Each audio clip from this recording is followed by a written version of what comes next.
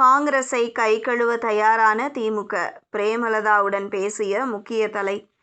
7.2 என முடிந்த டீல். பரபர பாலிடிக்ஸ். 2026 சட்டசபை தேர்தலை முன்னிட்டு திமுக கூட்டணியில் தேமுதிகவும் இணைய வாய்ப்புள்ளது என்ற தகவல் அரசியல் வட்டாரத்தில் பரபரப்பை ஏற்படுத்தியுள்ளது.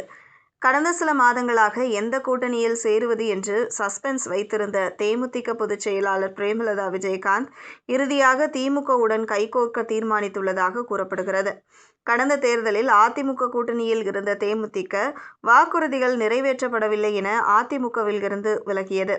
பின்னர் பாஜக மற்றும் தவிகவுடனும் பேச்சுவார்த்தை நடந்தது. ஆனால் அதில் அதிமுக பாஜக கூட்டணியில் வெற்றி வாய்ப்பு குறைவு என பிரேமலதா கருதியதாக கூறப்படுகிறது. மேலும் தற்போது விஜயகாந்தின் மறைவால் ஏற்பட்டுள்ள அனுதாப அலை தேர்தலில் ஓட்டாக மாறும் என்பதால் வெற்றி வாய்ப்பு அதிகம் உள்ள கூட்டணியில் தான் சேர விரும்புகிறார். அதேபோல் தவிகவுடனும் ஆரம்பத்தில் பேச்சுக்கள் நடந்தன.